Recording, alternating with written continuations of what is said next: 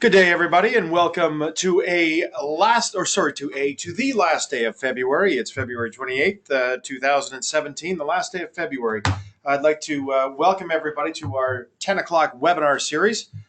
We're, excuse me, excited about today because we're talking about the numbers behind ASO. First off, I'd like to, on behalf of all of us here at the Benefits Trust, I'd like to welcome you to the Benefits Trust. We're a full-service third-party benefit administration company. We've been established, we were established on January 1st, 1994. So we've been around well over 20 years. And we provide budgeted ASO services to the Canadian employee benefit marketplace. We work with brokers like yourself. We do not sell direct. We work with brokers like yourself and provide these budgeted ASO services to your particular clients. Close to 50 people actually just looking at it, close to 60 people on the call today. So we want to welcome everybody. And we want to let you know that we're going to just talk about one very specific thing today, but really we want you to get some ideas and reach out to us and talk to us about what it is that we do in the future. Best part about webinars is you get to miss the traffic. You know, I live in Newmarket, Ontario. My office here is in Vaughan, and the amount of traffic that I deal with on a daily basis, whether it's just coming to and from the office or out on meetings, it's extraordinary.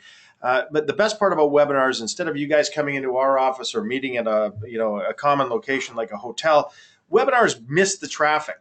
Nonetheless, the time that you are taking today, we value greatly. The best part is they miss the traffic, but you're spending an hour with us and you're going to get a CE credit for this. But we want to take you, we want to let you know that we value your time and we appreciate your commitment. So what we want to do today, first of all, a little bit of a face behind the voice, if you would. My name is Robert Crowder. I'm the president of the Benefits Trust and one of the founders. I'm the guy on the right-hand side. Generally speaking, our moderator, Mike Ignatz, is with us. He's the guy on the left-hand side. Many of you have met him before as well as spoken with him.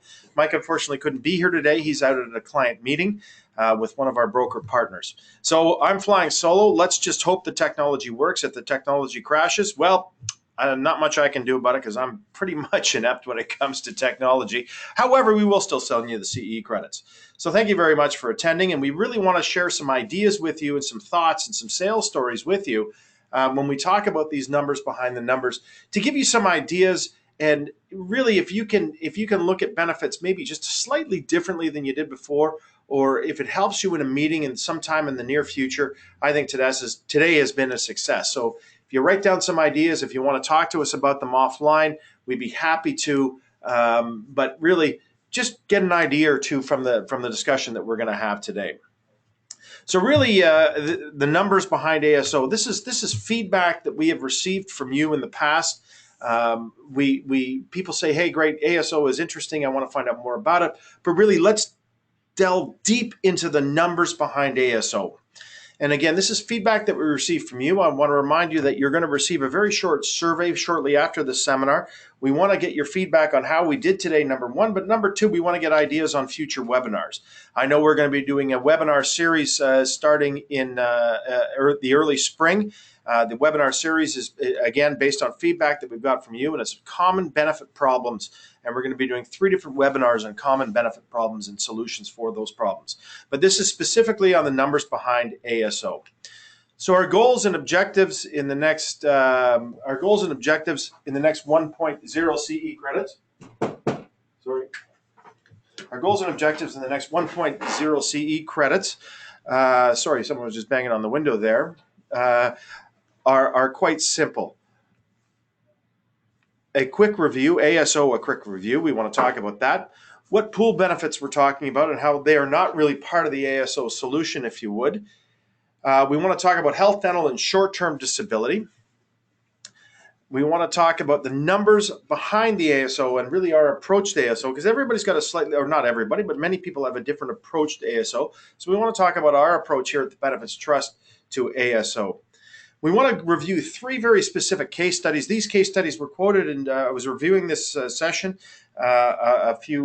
yesterday and this morning, and these case studies were reviewed quoted in 2015. So just over a year ago, but they're still very relevant today. So we want to review those case studies in detail. We want to review some of our service objectives and service solutions as well. The marketplace is huge in southern and central Ontario, and we want to talk about putting our comments into a market context because ASO solutions mean different things to different people, but ASO solutions also are very different in their design. Although they're similar in concept, they're different in their design when you're talking about large groups. So we really want to put this in context, and we want to focus on groups with 3 to 103 employees and successful businesses. As I like to say, there are two types of businesses. There are successful businesses and other people's prospects. Really, this budgeted ASO solution that we're talking about today is for successful business owners and that are running successful businesses, and they've got a future that's going to be bigger than their past. As I like to say, they're profitable. They've figured out how to polish their widget. They're profitable. They're going to be profitable today. They're going to be profitable tomorrow. They're going to be profitable the next day as well. These are businesses that are in business. They're not fly-by-night operations. They're profitable, and they like to buy value. One thing that I've learned over the many years that I've been selling employee benefits is successful business owners like to buy value. I consider myself a successful business owner. I'm one of the owners here at the Benefits Trust. We're a profitable company. Our future is going to be bigger than our past. But I also personally, as well as corporately, the only thing we do is we buy value. I was using an example in a webinar that we did last week, talking about buying value. We just bought some new furniture for our office, some additional cubicles as we were expanding.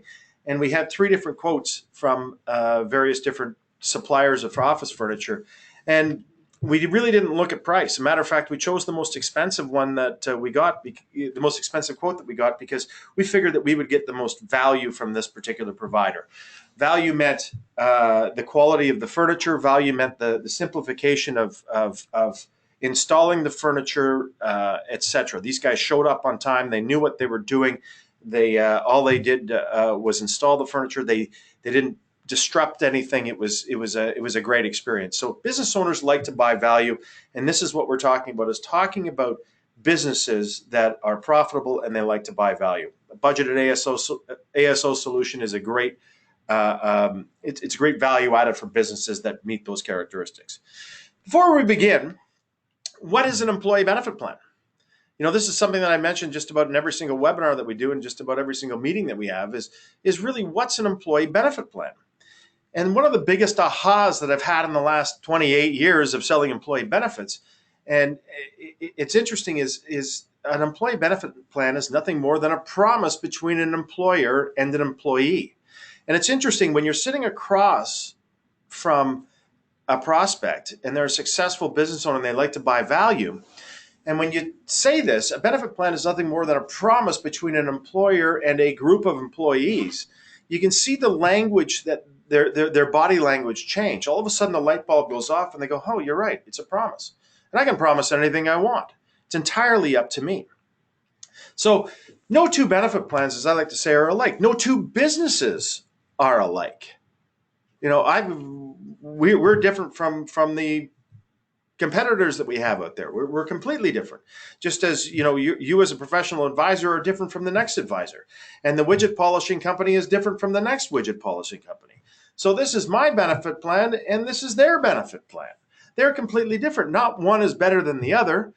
Not one is this one comes in a fancier box per se, but geez, they're different benefit plans for different companies, and no two are alike. A benefit plan is nothing more than a promise between an employer and an employee, or a group of employees. The promise often, not always, but often consists of 3 components: insurance, reimbursement, and administration. Insurance is there to protect the integrity of the promise so it continues into perpetuity.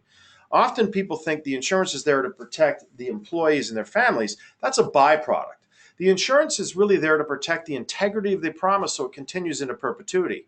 A business, by definition, is for profit and continues into perpetuity. Insurance is there to protect the integrity of the promise so that promise will continue.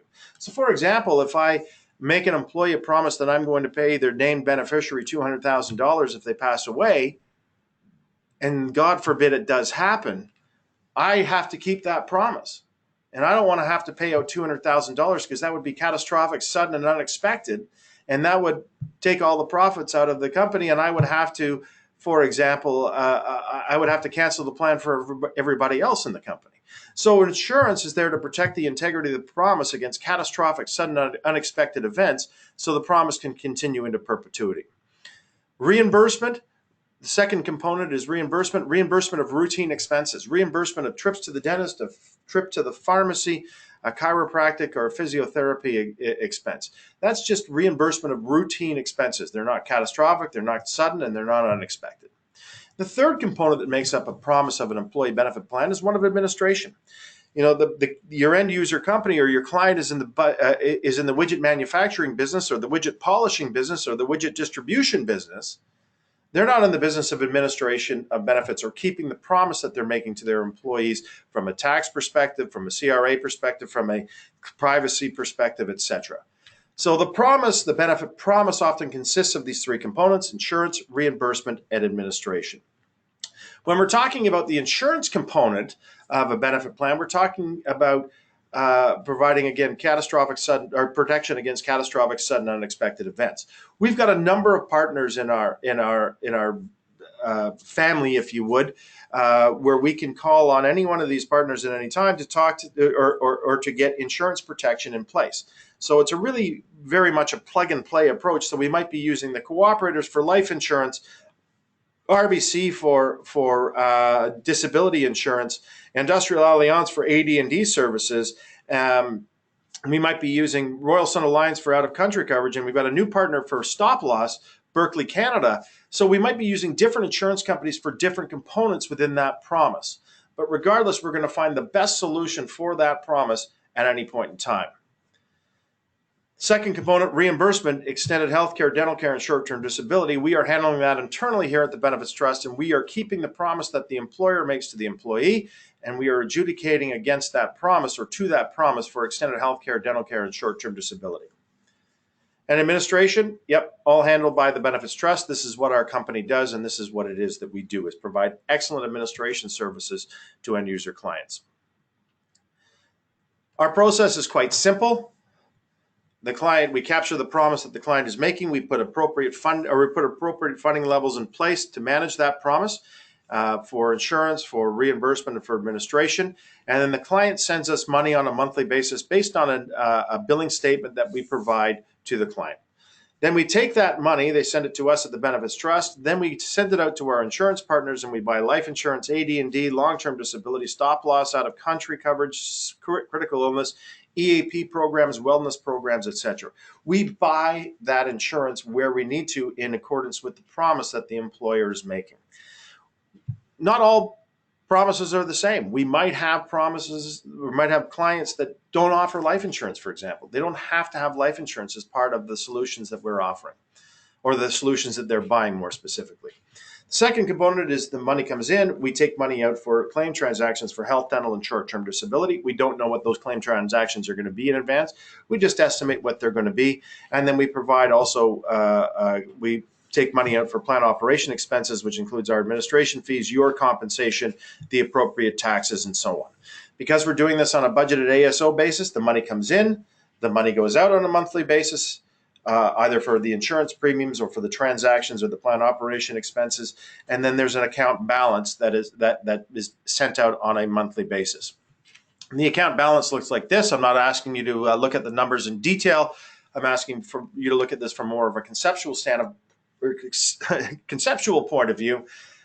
These three columns, if you would, this is a statement that a client would get on a monthly basis, and you would receive a copy as the producer on a monthly basis that shows exactly what's happened. The first column is current month actual, the second column is year-to-date cumulative, and the third column is previous year-to-date cumulative. So it shows the amount of money coming in section A, the amount of money going out for insurance premiums in section B, the amount of money going out in claims in section C, the amount of money going out in plan operation expenses and any adjustments in section D, and then what their balance is at the bottom of the page. So there's a balance, it's either a positive number or it's a negative number, and that happens on a monthly basis to all of our clients. That's sent out to all of our clients and to all of our producers. So really the difference between ASO funding and traditional funding is very simple. Let's just assume it's the same promise on each side of the equation here. And let's look at the traditional side. The client promise, the premiums are made up of risk charges, anticipated claims, plan operation expenses, and that equals the client's premiums. That's in a very simple form, but clients understand this. They go, hey, great, I understand that there's risk charges. I understand that the insurance company is going to anticipate what claims we are going to have. They're going to base that anticipation on actual experience of the group. They're also going to base that anticipated amount based on the pool's experience, other like-minded businesses, etc. And then plan operation expenses, including your compensation and reserves and so on, and that equals the client's premium. On the ASO side, there's the client promise, there's the risk charges, plus actual claims for those transactions, plus plan operation expenses equals the client costs. Often there's a gap. Sometimes the gap is positive from the traditional funding side, and sometimes it's negative from the traditional funding side as it compares to the ASO side. But let's be clear, the house wins 80% of the time. So just like in Las Vegas, and it's kind of interesting, I've been down to Las Vegas a few times for various different things. And a good friend of mine is down in Las Vegas right now for a conference, and it's his first time down there. And he's been texting me back and forth and sending me pictures, and he's just blown away by Las Vegas. And it's true, the house wins 80% of the time. So when we're talking about employee benefits, with these grand casinos, we're not talking about necessarily casinos with benefits, but we're talking about the house. And the house wins 80% of the time, and successful business owners that want to buy value understand this. So they're saying, hey, great, we don't have a problem with the house winning 80% of the time. We just want to make sure that the house wins 80% of the time at the right point in our benefit plan. And is that right point from first dollar for routine expenses? Often not. So the house wins 80% of the time. So we've gone through the first part of this webinar pretty quickly, but here are some actual cases that we quoted in 2015. And let's spend some time going through the detail on these. These are actual cases quoted in 2015. Again, when I was reviewing this seminar or webinar, yesterday, I was thinking about putting new cases in that we did in 2016, but really these cases are so, make the point, it doesn't really matter. So let's take a look at these in detail. So this would be a standard case that we quoted in 2015 when we put this webinar together originally. And let's break it down. So the first part is here is a proposal that we put together for in this particular case, ABC Company Inc. Yes, we protected, these are actual cases, but we've changed the names to protect the innocent, as I like to say. So here's ABC Company Inc. and Green Benefits Company. And the proposed carriers, the Benefits Trust, and selected carriers. The effective date on this case is September 1st, 2015. So we go to the next section, and this is the insurance component. And one thing that we are suggesting here is, first of all, there's 23 employees and catastrophic event insurance. So we want the client to think a little bit differently. Again, there are three components that make up that employee benefit promise. So here's the catastrophic event insurance. So they've got $734,000 in volume for life insurance, accidental death and dismemberment insurance, long-term disability insurance, $10,000 large amount pooling or stop loss, out of country, and travel assist. Those are part of the promise. And that's where you need catastrophic insurance. So we're putting the costs of the insurance component up where they should be, in our opinion, as opposed to being stop loss or large amount pooling and out of country hidden in health rates. So what we are doing is putting those costs up there so the employer is going, okay, here's the cost of my insurance. And in this example, the cost of the insurance is actually increasing because we're putting the costs up where they need to be. So there's the cost of the insurance, the life, the AD&D, long-term disability, large amount pooling or stop loss set at a $10,000 attachment level, out of country, and travel assist. Then we look down at the budgeted rates that we have come up with for the extended health coverage and the dental coverage. So these are budgeted unit rates that we use, and we use this budgeted unit rate process to really compare to the existing coverage that health and dental coverage that the client has. As well as that, we use those coverages so the employer can budget appropriately when their population changes throughout the year with their particular company. So, for example, this company's got 23 employees. They're going to hire somebody. They're going to fire somebody. Somebody's going to get married, change from single to family. So instead of just putting a flat dollar deposit amount down, we want to make sure that it's as close to the amounts that we need on a regular basis as their population changes. So as you can see, these numbers are significantly less, these budgeted health and dental numbers are significantly less than what they're presently paying with their existing carrier. Matter of fact, by the time you add the increase in insurance and the decrease in the budgeted rates that we're proposing, we're coming up with a significant amount less, or in this case, just over $3,000 a month on the self-funded budget, $2,700 a month on the total employee monthly benefit costs, $33,000 difference on the annual employee benefit cost, or the average cost per employee is $1,400 less, or a percentage change of 41%. We're suggesting that they can set their budgets 41% less. Well, this is crazy. Anybody that would walk in with this type of budget is absolutely nuts. But how did we come up with these numbers? How did we come up with these numbers? Again, the business owners used to buying value. They know that the house wins 80% of the time. They're just tired of the house winning. So let's look at the numbers in detail. Again, here's ABC Company Inc. This is based on the most recent 12-month claim period. Right? They've got 23 employees, 6 single, 14 family, 3 waived. Okay, this is information that we've received from them. So let's look at extended healthcare claims. And this is how we break it down. It's quite simple and quite straightforward.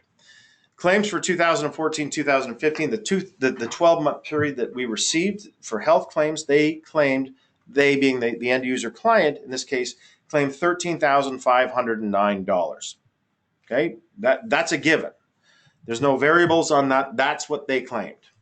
Then we added 8.5% inflation and usage trend to come up with what we anticipate their projected claims to be. So we added $1,148.27 to that number to come up with their anticipated claims for the next year would be $14,657.27. So when I'm going over this with an end user client, with a broker, I always ask the question, is that reasonable, Mr. Client? And they go, sure. Or Mrs. Client, they go, sure, that sounds reasonable to me. We can discuss whether it should be 10% or 6%, but it doesn't matter. We're saying, hey, is this reasonable? And they go, yes. Then we add in 15% administration and service fees. So that includes, in this example, that includes a 10% administration fee for us to do all of the work. From an administration perspective, and then there's a 5% commission going to the producer. So there's a 15% administration and service fee, so that works out to $2,586 a year. So we project the annual healthcare costs to be $17,243.84. Quite simple. Okay, so if this case the population didn't change, we anticipate their costs, their claims and their costs to be $17,000. Divide that number by 12, we need $1,436.99. Terrific. That makes a lot of sense. The client's head is nodding up and down. They get it. They understand that. Then we want to come up with family and single rates. So we use a very simple math equation, and we just say, hey, great, how many employees, or how many individual units are there? So we want to know how many people we're going to cover. So we use a family multiplier, if you would, of 2.7. So we say every family has 2.7 people. This is very commonly used in the insurance industry. Some families are 2, some families like mine are 5, or actually 4. My son is off the plan now because he's 23. So some families are 2, some families are 5, some families are 3. It doesn't really matter. We just used a multiplier of 2.7. So we're taking 14 people, multiplying it by 2.7. Then we come up with 37.8 people that are covered under the family plan. Then we add in 6 single employees, and we come up with 43.8 people that we're covering. So we need to collect $1,436.99 from 43.8 people, if you would. Then we take that single rate and we divide it to come up with what the single rate is, and then multiply it by, again, that 2.7. So if we take 43.8 people and divide it by $1,436.99, we come up with $32.81. Terrific. Then we multiply it by the same factor back to come up with a family rate of 2.7.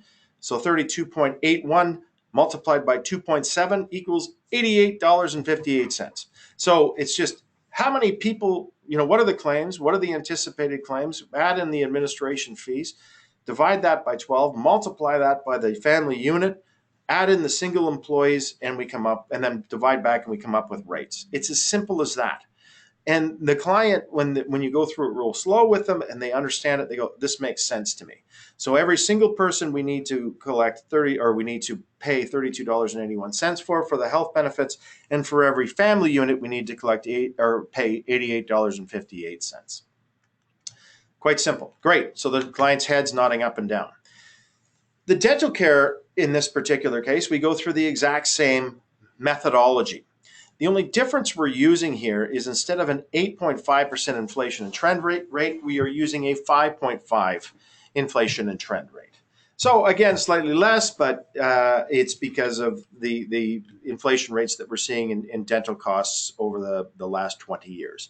And again, we have a discussion with the client and the broker to say, hey, does this make sense to you guys? Do we want to change that? Do we want to increase it, decrease it? It's entirely up to you. But really, this is a reasonable rate and a conservative rate as opposed to an aggressive rate. We can put in 0.5%, it would be a lot more aggressive, or we can put in 10.5% and be a lot more conservative, but we're using a conservative, we believe, a conservative rate.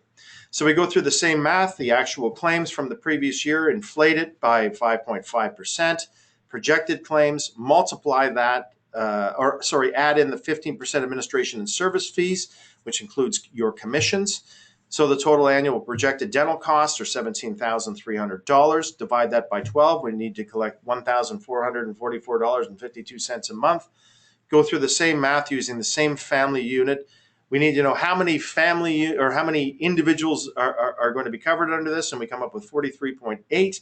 Divide that 43.8 into the $1,444.52 and come up with that $32.98 rate. Add in or multiply that rate by the number of by the 2.7 family unit, and we come up with the $89.05.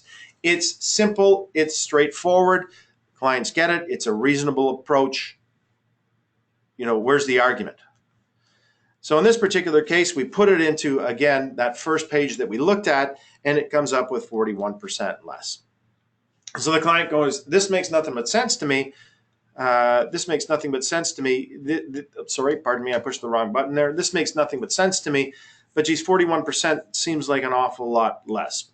So in this particular case, it was interesting. I was involved with this particular meeting with this broker, and we were talking about this, and he goes, yeah, this makes nothing but sense to me. And he says, he's confirming are you suggesting that we can lower our cost by 40%? And I said, I am suggesting that, but if you really want to take even a more conservative approach, let's keep your rates where they are at the higher rates, because you've got those into your budget. Let's just create a surplus in your account and see where it goes. And actually what they decided to do was to lower their cost by 20%, sort of choose somewhere in the middle. And the plan has been up and running and running extraordinarily well. And the client is extraordinarily happy with this funding arrangement. So here's a Green Benefits Company, Inc., ABC Company, Inc. It was a straightforward slam dunk. We had a very different conversation with the client once he understood the numbers, and they decided to move forward effective September 1st, 2015. Made a great deal of sense. So let's look at M&OP Company, Inc. M&OP Company, Inc. is a little bit different. Here's Yellow Benefits Company, Inc. and the Benefits Trust and Selected Carriers. Effective date is May 1st, 2015. 32 employees in this particular organization. We were brought in to explore the opportunities of a budgeted ASO solution to see if it would be right. So when we look at this, again, we look at the life insurance, the AD&D insurance, the dependent term life insurance, the long-term disability insurance in this case, Contact, which is an EAP program that this particular client has. We put in a $10,000 large amount pooling benefit. We put in the out-of-country and travel assist. And again, we're putting the insurance and the services up where the insurance and services need to be, under the catastrophic event insurance section. Excuse me, I just had a glass of water there. All right, so they can see where the costs are and what those costs are. And actually, when we move the insurance costs up to where the catastrophic event insurance is, the insurance costs are actually increasing by $500 a month, $550 a month. Then we look at the health and dental benefits, and we look at, in this particular example, we're looking at comparing what our budgeted rates are according to what their existing rates are or their renewal rates are. And as you can see, they're slightly less, but really not that much different. just slightly less, but not that much different. And when you add them all together, the total self-funded budget is about $1,200 less. The total monthly employee benefit cost total for all benefits is $750 less, just under $9,000 a year less, or 8%. So the client goes, big deal. Whoa, this isn't that exciting to me. I'm not that overly impressed. Big deal, and I said, okay, well, great. Let's continue here. Let's look at how we came up with those numbers, because it tells a story. And often when we're looking at budgeted numbers, it tells a story. So here we go again, and we're going through a very similar process. Here's MNOP Inc. Number of employees 32. There's 5 single, 26 family, 1 waived. Terrific. In 2014, they claimed $28,879 in health claims. Again, a given amount, right? That's not made up. That's from the report that they have. We're using the same 8.5% inflation and trend rate. So the projected claims are $31,000. We're using an 18% administration fee. Why the difference in administration fee? The broker wants more commissions. He works for 8% commissions, and that's what he wants, and that's what he gets. And so we built that into our costs. So the administration and service fees is 18%. So there is $6,878.13 in administration and service costs. So their projected healthcare costs over the next 12-month period are $38,211. Divide that number by 12, and we come up with that $3,184.32 number. Use the same math process, if you would, or methodology. We're looking to see how many individual family unit or individual employees are going to be covered under this, using that same 2.7% factor. And we come up with these appropriate rates of $42.34 and $114.33. Simple, straightforward, got it. Easy, okay? Client's going, yeah, head nodding, got it. Then we go through the exact same process with the dental math, if you would, using a 5.5% inflation factor. Again, that 18% administration and service fees, and come up with the $33.58 rate and the $90.67 rate. The client goes, great, I understand the math, terrific. And I said, hold on a second, let's look at the history over the last 3 years. Let's combine the health and dental benefits together. How much have you paid in and how much have they paid out? So the paid claims are $51,676. Where did we come up with that number? The actual numbers, the $28,000. I'm just waiting for this to go back. There we go. The $28,879 number plus the $22,707 number equals that $51,676 number. They paid $90,000 in premiums in 2014 for a 58.6% loss ratio. The year before that, they had a 49.7% loss ratio. The year before that, they had a 65.3% loss ratio. Over the past 3 years, they paid in $250,000 in premiums. They paid out the insurance company paid out $141,000 in claims, or $142,000 in claims, for a 56% loss ratio. So this is where, when we did this analysis, we looked at it and we said, hey, great.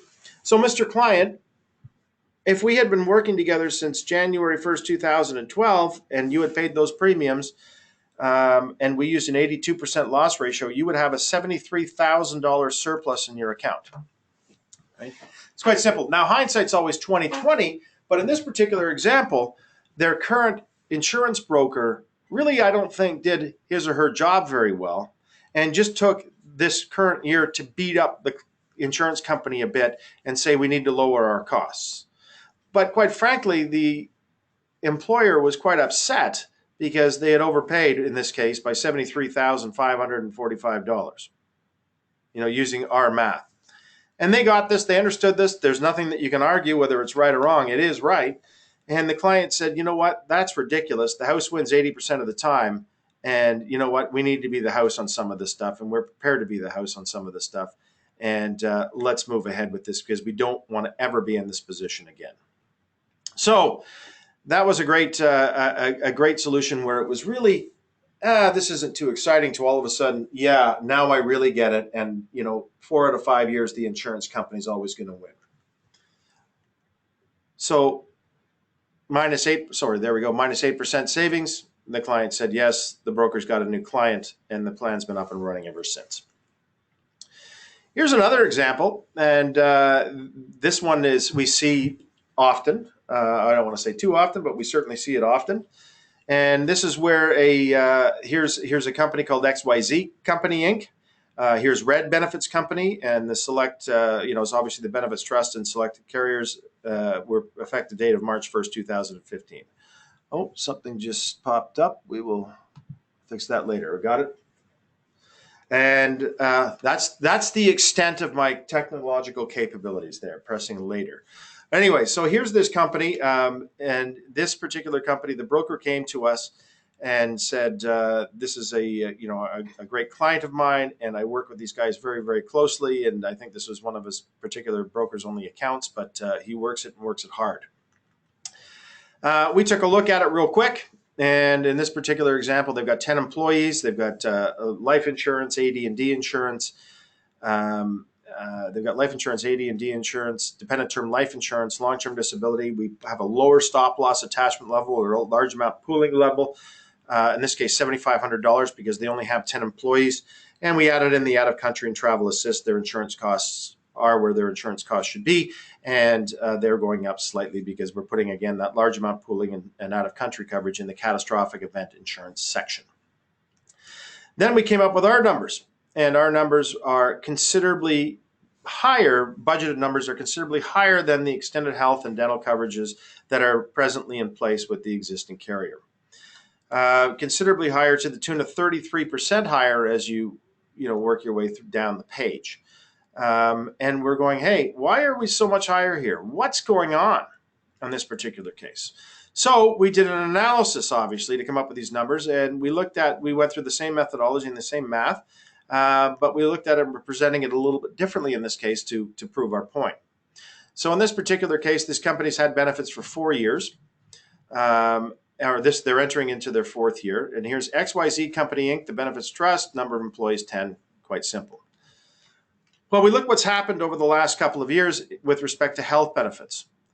Their health benefit paid premium last year was $19,000. Their paid claims were $19,000 for 102.6% loss ratio. The year before that, 120.9%, and the year before that, 169.9%. We look at that over a 3-year period, they've had a loss ratio of 105%. We're using just a relatively low inflation factor, in this case of 5.2%, to come up with our numbers. And we look at the dental, and the dentals run a little bit better, closer to the appropriate loss ratios, but still quite a bit off. And the fact of the matter is their paid claims on their health claims have been fairly flat. Their paid claims on their dental are going up consistently. So we're using a relatively small inflation factor on their health claims and a relatively large inflation factor on their dental claims for trend and utilization. But if we look at this company over the last couple of years and we combine the health and dental benefits, we're going, hey, these guys have had a 107% loss ratio. What's going on here? They've paid in $70,000 and $71,000 in premium. The company's paid out the insurance companies have paid out $76,000 in claims for 107.7% loss ratio. If we had been doing business together for for the last couple of years, they would have been paying us $26,000 more than what they paid the insurance companies. The house wins 80% of the time. What's happened here? Well, it's interesting. In this particular example, what's happened here is the company started with benefits 3 years ago. They got an insurance company through a bidding process to buy the business. After 2 years, they were losing money and asked for a significant increase. Then the broker shopped the marketplace again, and they found another carrier that was willing to bite. So this broker's process is what he does is he moves his business every couple of years to always ensure that his clients have the best price. And in this case, that's proven to be absolutely true. His clients have underpaid and he has been successful. But what's the cost? Well, the cost is he's got to move his clients every 2 years. His client has to move every 2 years. It creates certainly uncertainty in the marketplace. It creates that lack of longevity in the marketplace. And I'm not sure if this guy's got the best reputation in the world with the insurers, but he continues to do it. So that's terrific. This is certainly not a solution for a budgeted ASO solution. He checked it out. He wanted to cross his T's and dot his I's. So we went back to the client and said, look, these guys from the Benefits Trust on the budgeted ASO solutions are crazy, and they want 33% more, but I've got a solution that's cheaper. Terrific. If that's what it is that if that's what it is that this particular guy wants to do, I wish him all the luck in the future. And off he goes. But this is certainly not a candidate for a budgeted ASO solution. So those are really some numbers behind the numbers, if you would.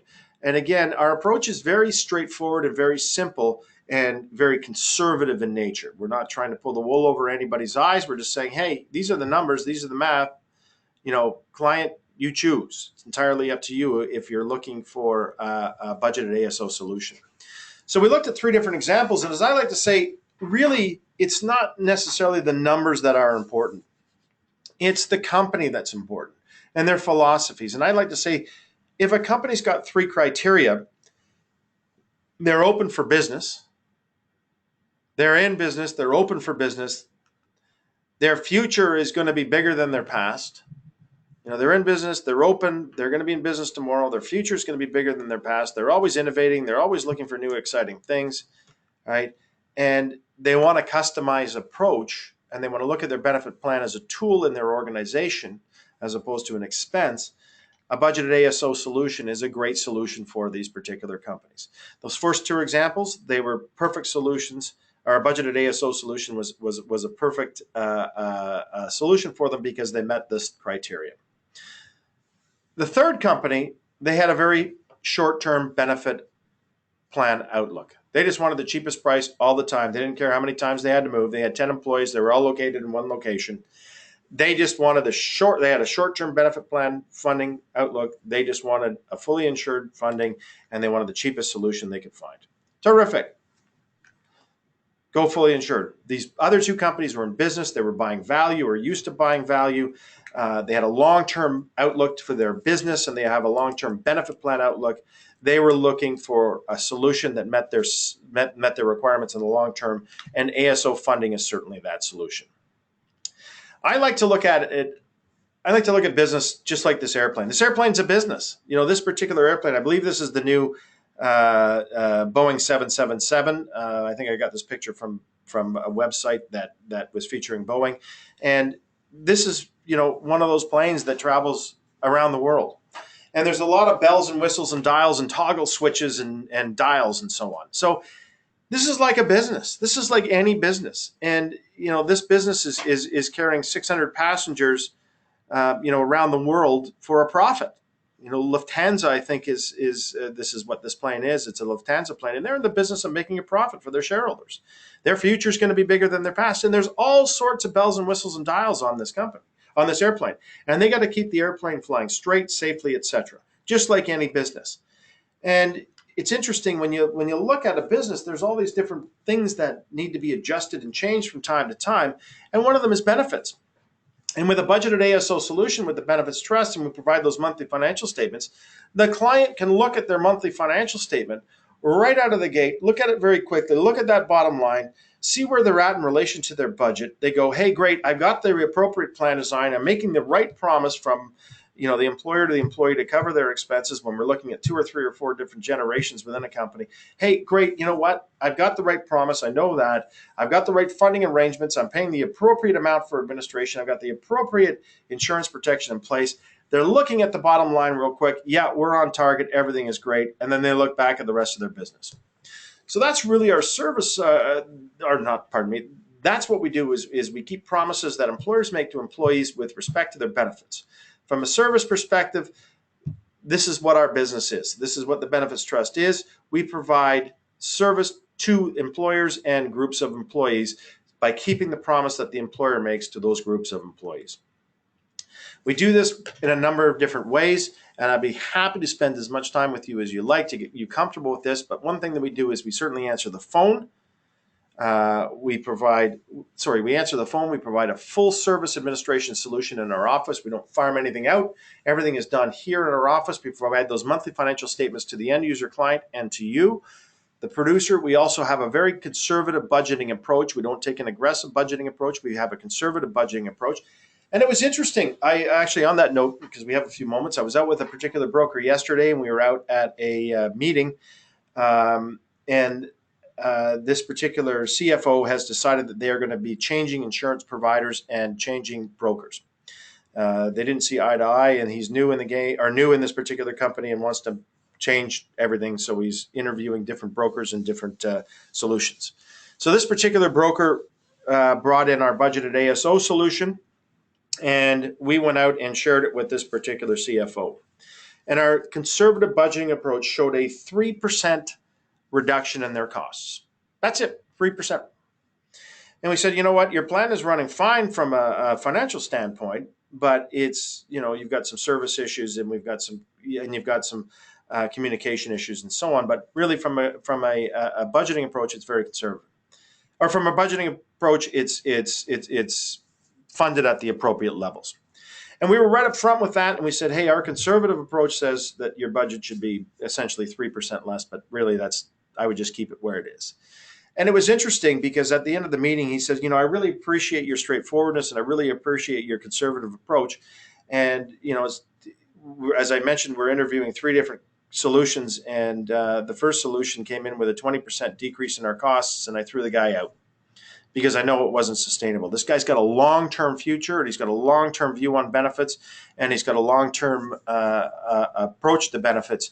And I'm curious to see what the third party is going to bring in, but I think this new broker in this case and us are going to get this client because of our conservative budgeting approach. As well as that, we've got industry benchmark setting service levels. The claims that come into our office today are paid today and out tonight. We've got a number of ways to interact with us. The Benefits Trust claim app is alive and well. We've just done a rejig, if you would, of our claim app, or the next generation of our claim app, because it's been working so well. We've got thousands upon thousands of users on that. We've got pay direct drug cards that we create in our office using the Claim Secure system. So our system integrates directly with their system, but we create those drug cards in our office. EDI Dental, of course, email and fax submissions, direct deposit claim payments. You can direct deposit online as well, or submit your claim online as well. So we can interact with our members however it is that they're comfortable interacting with us. Our claim app is very simple to use. It's very straightforward and works extraordinarily well. Quite simply, if the payment isn't made at the point of purchase, so for example, you've got a chiropractic claim or a physiotherapy claim or an athletic therapy claim, all you do is take a photograph of that claim with your paid receipt attached to it and press submit, and we'll deposit the money right into your account. So very simple to use. But the result of this is our administration systems work with our clients as opposed to, here, you got to have this. We work with our clients to develop the easiest way for them to deal with us, and the result is a happier client. So we spent 50 minutes together, which has been terrific, and again, we appreciate your time. ASO, a quick review. We talked about the difference between traditional funding and ASO funding, and an ASO is nothing, or a benefit plan is nothing more than a promise between an employer and an employee. We talked about the various pooled benefits that we have. We just touched on those. We talked about extended health care, dental care, and short-term disability. We talked about the numbers behind ASO solutions by looking at 3 very specific case studies. And then we talked about service. So it's been a quick hour, but it's also been a very informative hour, I hope.